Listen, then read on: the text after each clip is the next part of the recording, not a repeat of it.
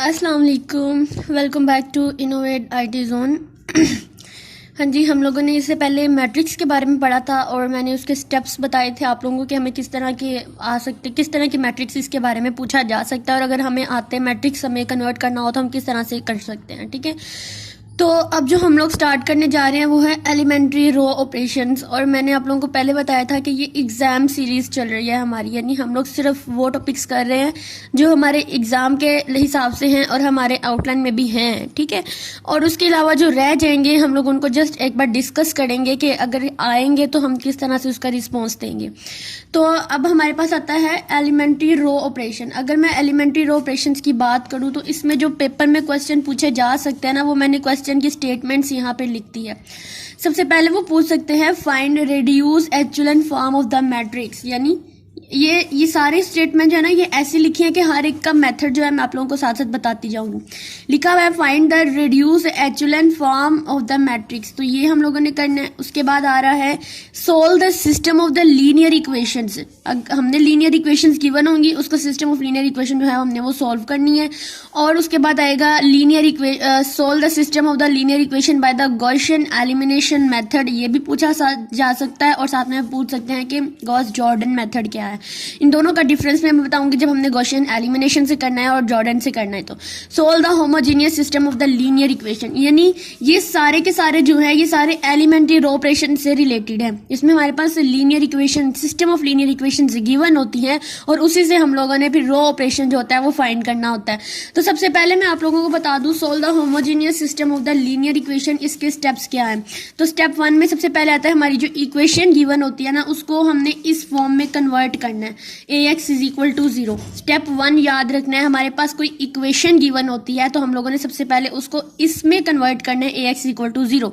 और ये सारे के सारे क्या है, ये मैट्रिक्स हैं, यानी ए मैट्रिक्स जितने भी हमारे कोफिशिएंट होंगे मैट्रिक्स के या इक्वेशंस में उस सबको हम लोगों ने क्या करना है, ए मैट्रिक्स के अंदर लिखना है। फिर जितने भी वेरिएबल्स होंगे यानी एक्स वाई जी इस तरह के, तो वो हमने अलग से एक्स वाली मैट्रिक्स के अंदर लिखना है। और होमोजेनियस इक्वेशंस के बारे में हमने पढ़ा था, ऐसी इक्वेशंस होती हैं जिनके इक्वालिटी के दूसरी तरफ 0 होता है, तो हमारे पास दूसरी तरफ तो ऑलरेडी 0 होता है। ठीक है, उसके बाद स्टेप 2 होता है कि हमने इसके ऊपर एलिमेंट्री रो ऑपरेशन जो होते हैं वो अप्लाई करना है इसको एचुलन फॉर्म या रेड्यूस एचुलन फॉर्म में लाने के लिए। इन दोनों में से हम लोग कोई भी एक फॉर्म में कन्वर्ट करना लाजमी होता है। सबसे पहले तो मैट्रिक्स में कन्वर्ट करें, उसके बाद हमने इसको रो ऑपरेशन इसके ऊपर अप्लाई करना है। इसको रो ऑपरेशन क्यों अप्लाई करते हैं, हम इसके रेड्यूस फॉर्म में लाने के लिए। उसके बाद स्टेप 3 में होता है convert into the set solution. फिर जो एचुलन या रेड्यूस एचुलन फॉर्म आती है उसको हम लोगों ने सोल्यूशन सेट के अंदर दोबारा से कन्वर्ट करना है। फिर वेरिएबल्स की वैल्यू को फाइंड करना है और हम लोग इसमें पैरामीटर्स इक्वेशन होती है ना वो भी यूज कर सकते हैं।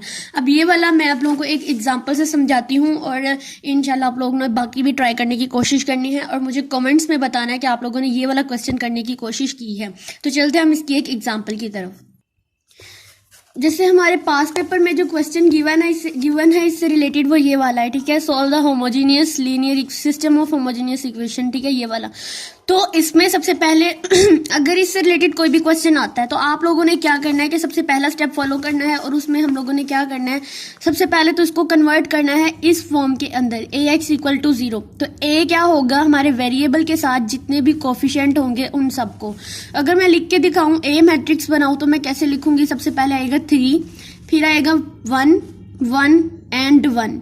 नेक्स्ट हमारे पास आ रहा है 5, नेक्स्ट हमारे पास रो में 5 -1 1 एंड -1। ये मेरे पास बन गया मेरा ए मैट्रिक्स, यानी वेरिएबल के साथ जितने भी कोफिशिएंट होंगे वो सारे के सारे मैंने यहाँ पे लिखने। उसके बाद आ जाएगा एक्स वेक्टर बनाना और इसमें देखिए हमारे पास कितने वेरिएबल्स आ रहे हैं, x1 x2 x3 and x4। इन सब की वैल्यू को हम लोगों ने फाइंड करना है और दूसरी तरफ आ जाएगा 0।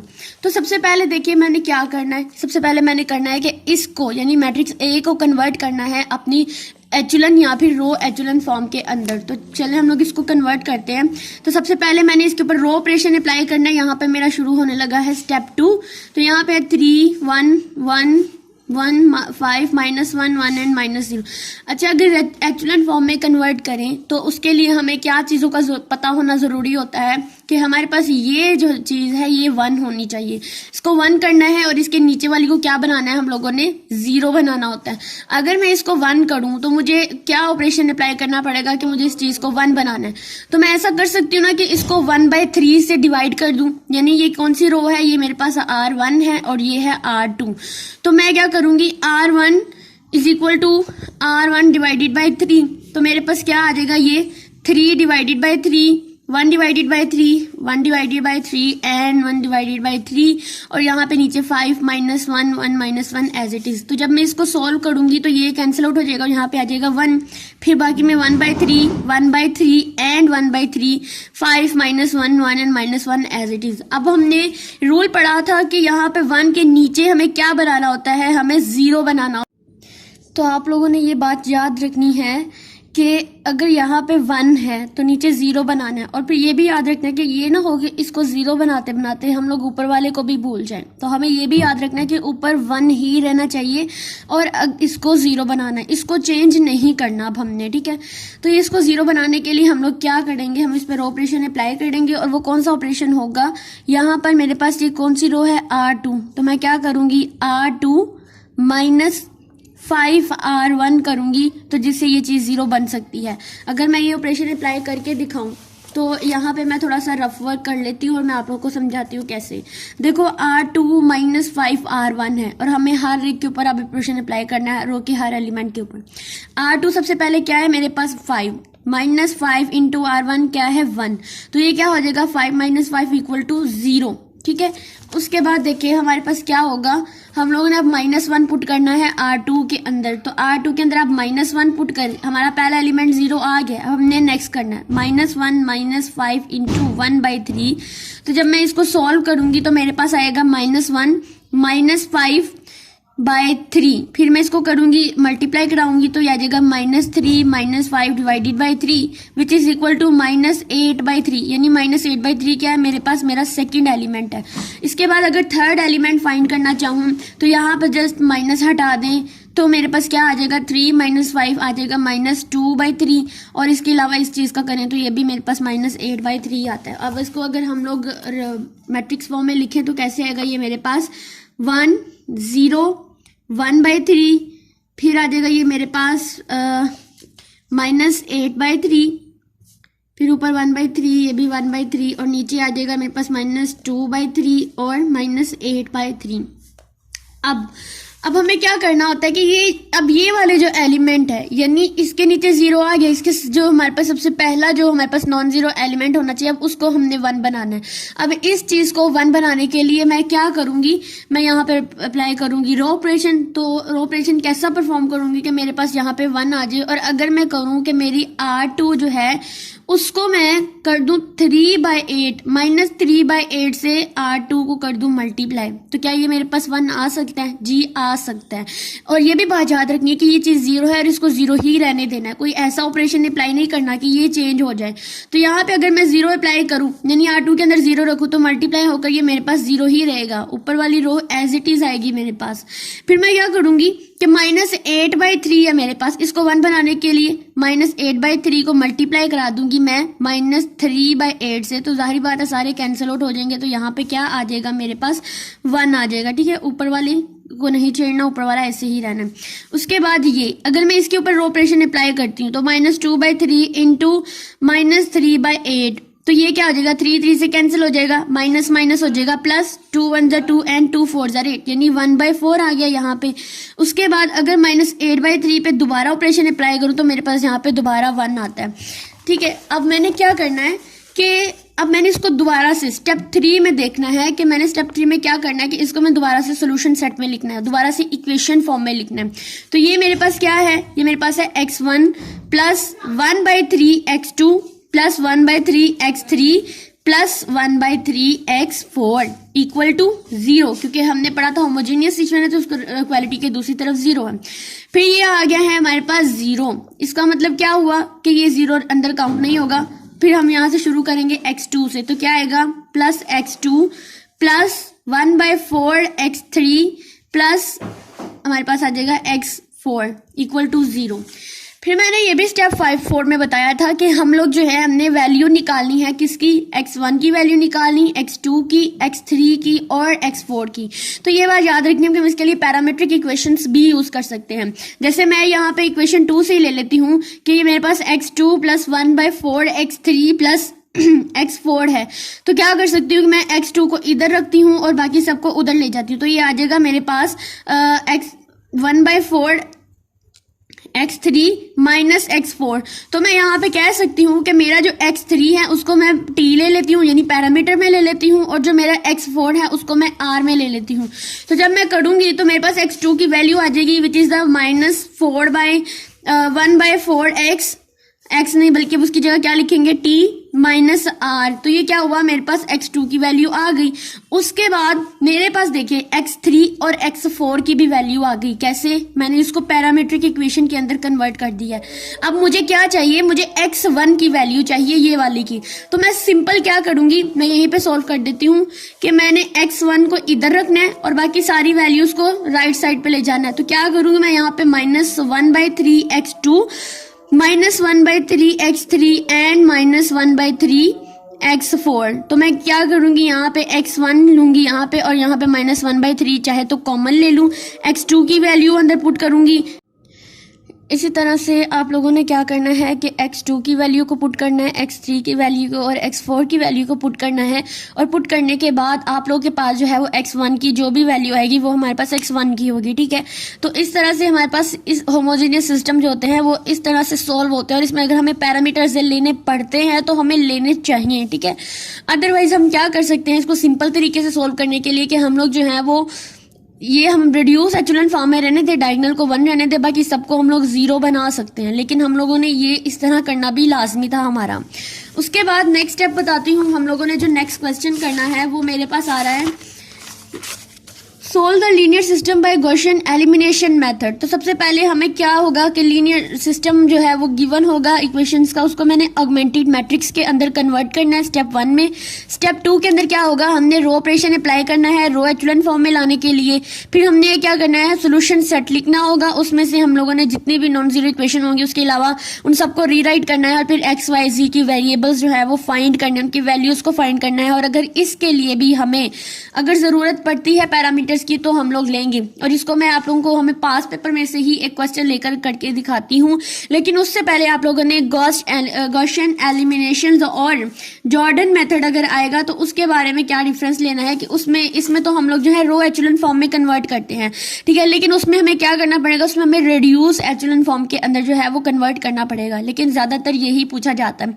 अगर आपसे पूछते हैं कि आपने लीनियर सिस्टम को, यानी जैसे यहाँ पे स्टेटमेंट गिवन है solve the system of the linear equation, तो आपने इसी मेथड से ही करना है, यानी गॉसियन एलिमिनेशन के मेथड से ही करना है। स्टेप 1 याद रखें, सबसे पहले हम लोगों ने ऑगमेंटिक मैट्रिक्स के अंदर कन्वर्ट करना है। स्टेप 2 में आता है हमने रो ऑपरेशन अप्लाई करना है इसको एचुलन फॉर्म के अंदर लाने के लिए। फिर हम लोगों ने इनके सोल्यूशन सेट लिखने हैं, फिर उसमें से जितने भी हमारे पास वेरिएबल्स होंगे उन सबको हम लोगों ने अलग कर लेना है। और अगर हमें इसके लिए पैरामीटर्स की जरूरत पड़ती है तो हमें इन पैरामीटर्स को लेना पड़ेगा, ठीक है। तो ये हमारे पास क्या आता है, हमारे लीनियर सिस्टम को सॉल्व करने का मेथड। तो मैं पास पेपर से कोई भी एक क्वेश्चन पकड़ती हूँ, उसको सॉल्व करके दिखाती हूँ, बाकी सारे के सारे जो है वो सेम होने हैं। तो आप लोगों ने भी उस तरह करके मुझे कमेंट्स में बताना है कि आप लोगों ने ये क्वेश्चन जो है वो कर लिए हैं। मेरे पास पास पेपर के अंदर ये वाला क्वेश्चन गिवन है x + y + 2z = 9, 2x + 4y - 3z = 1, 3x + 6y - 5z। तो इसकी इक्वेशन है कि आपने इस सिस्टम ऑफ लीनियर इक्वेशन को सॉल्व करना है by the Gaussian elimination method. और याद रखिए अगर आप लोगों को कोई भी मेथड गिवन नहीं है कि आपने फला मेथड से करना है, तब भी आपने इसी मेथड का यूज करना है। स्टेप 1 क्या था, हमने इसको ऑगमेंटिक मैट्रिक्स के अंदर कन्वर्ट करना है। तो हम क्या करेंगे, सबसे पहले जितने भी वेरिएबल्स के साथ वैल्यू है उन सबको हम लोगों ने क्या करना है, लिख लेना। जैसे x के साथ क्या होगा 1, y के साथ भी 1 और z के साथ 2, और इसकी जो राइट साइड पे जितनी भी वैल्यू है उनको भी हम लोगों ने लिखना है। जैसे 9 है, 1 है और 0 है। फिर हमने लिखना है 2, 4 एंड -3। फिर हम लोगों ने लिखना है लास्ट वाली रो को 3, 6 एंड -5। तो ये इन सारे कोफिशिएंट को लिखना है मैट्रिक्स के अंदर। ये हमारे पास क्या होता है, स्टेप 1 है, और ये क्या है, एगमेंटिक मैट्रिक्स के अंदर हम लोगों ने कन्वर्ट कर दिया। अब हमें इसे एचुलन फॉर्म के अंदर कन्वर्ट करना है। एचुलन फॉर्म के लिए हमें क्या जरूरी है कि अगर ये ऑलरेडी 1 है, यानी इस चीज को हमने 1 बनाना होता है, तो ये 1 है हमारे पास, और इसके नीचे वाले को हम लोगों ने क्या करना है, पहले 0 बनाना है। इस 1 के नीचे जितने भी एलिमेंट्स है, रो एलिमेंट्स, इन सबको हमने 0 बनाने की कोशिश करनी है। तो सबसे पहले इस चीज को 0 बनाने के लिए हम लोग क्या रो ऑपरेशन अप्लाई करेंगे, मैं लिख दूंगी R2 इज इक्वल टू, ये हमारे पास R1 है, ये R2 है, और ये R3 है। तो R2 इज इक्वल टू क्या करेंगे, R2 माइनस 2R1। तो अगर इस तरह से हम लोग सवाल करेंगे तो देखो R2 क्या है मेरे पास 2 माइनस 2, और R1 क्या है 1, तो क्या हो जाएगा, ये 0 बन जाएगा, ये कैंसिल आउट हो जाएगा। उसके बाद R2 के अंदर हम लोग डालेंगे 4, तो यहाँ पे हम लिखेंगे 4 माइनस 2 1, तो क्या हो जाएगा, यहाँ पर 4 माइनस 2 इंटू 2 हो जाएगा। फिर R2 क्या है -3, तो इसके अंदर अब हम लोगों ने -3 डालना है। फिर -2 2 इंटू 2, तो क्या आ जाएगा, -3 -4 क्या आ जाएगा हमारे पास -7। तो यहाँ पे हमने लिखना है -7, और फिर इस पे अगर हम लोग अप्लाई करें तो आ जाएगा हमारे पास, ये हमारे पास R2 क्या है 1, तो 1 माइनस 2 इंटू 9, तो आ जाएगा 1 minus 18 which is equal to -17। तो यहाँ पे हमारे पास आ जाएगा -17। उसके बाद हम लोगों ने लास्ट वाले में इस 3 को 0 बनाना है, तो इसके ऊपर इसको पहले हम एज इट इज लिख लेते हैं -5 एंड 0। इसके ऊपर रो ऑपरेशन अप्लाई करने के लिए हम लोग क्या करेंगे, हम लोग लिखेंगे R3 माइनस 3R1, यानी अब हम इसके ऊपर ये ऑपरेशन अप्लाई करेंगे जिससे ये चीज 0 बन जाए। बाकी वैल्यूज ज्यादा हो रही हैं, कम हो रही हैं, इससे हमें कोई गर्ज नहीं, हमने बस अपनी एचुलन फॉर्म के अंदर इसको हर हाल में लाना होता है। तो मैं इसको रफ वर्क में साइड पे कर लेती हूँ। पहले मैं इसके अंदर पूरी एलिमेंट को डालकर देख लेती हूँ। सबसे पहले R3 मेरे पास क्या है 3, और फिर -3 इंटू R1 यानी 1, तो क्या ये 0 बन गया, जी ये 0 बन गया। उसके बाद मैंने R3 के अंदर इस एलिमेंट को देखना है, 6 डालेंगे, -3 इंटू 1, तो क्या आ जाएगा 6 माइनस 3 आ जाएगा। फिर मैंने इसको डाल के देखना है, तो -1, यानी ये हमारे पास एक तरह से फार्मूला बन जाता है, और हमने इसके अंदर वैल्यूज को पुट कर करके देखना होता है।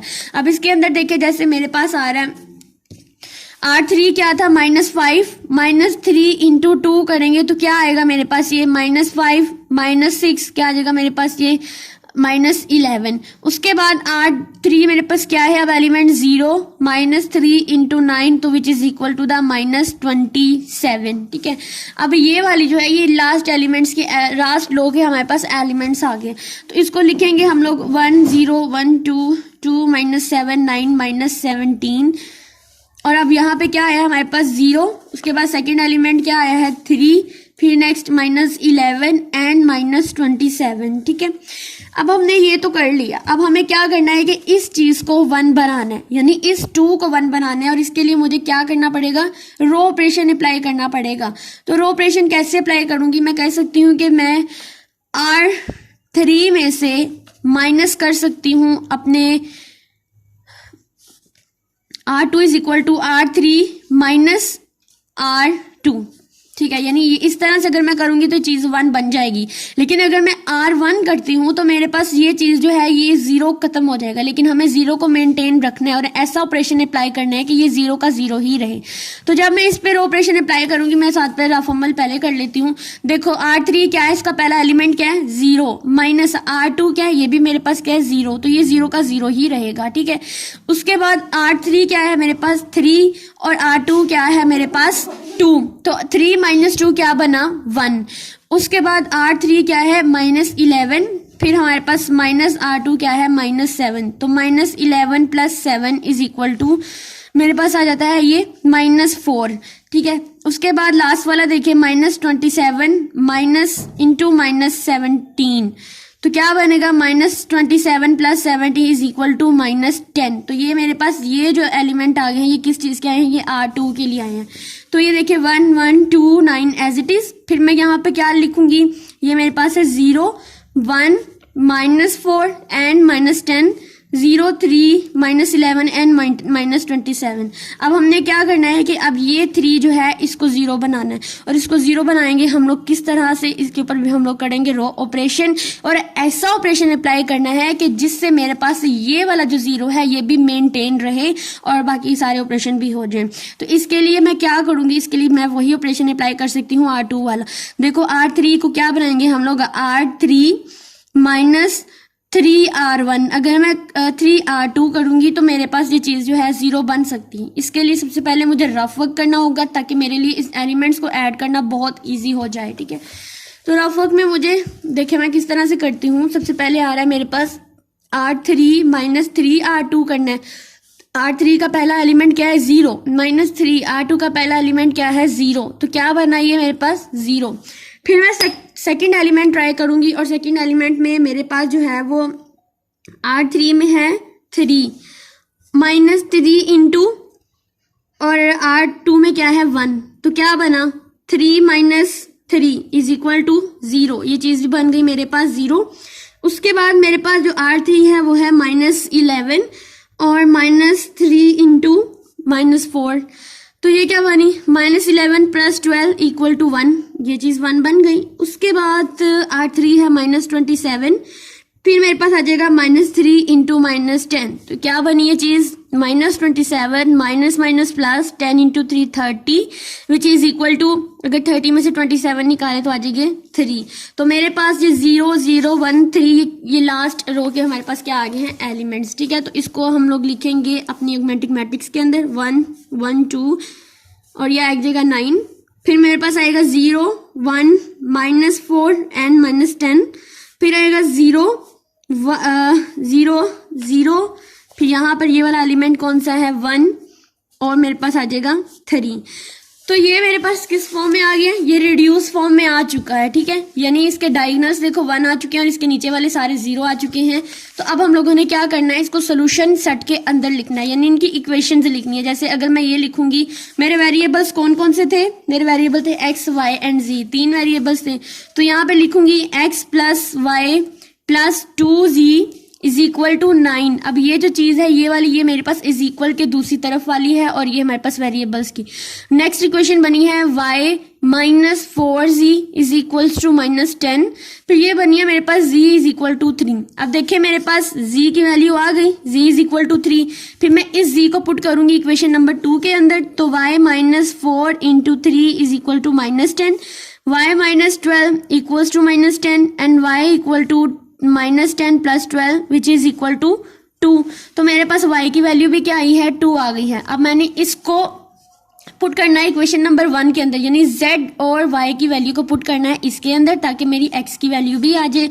तो x + y की वैल्यू क्या है 2 + 2 into 3 is equals to 9, x + 2 + 3 2 = 6 equal to 9। तो x ये कितना बनेगा +6 7 8 equal to 9 and x is equal to 9 - a equal to 1।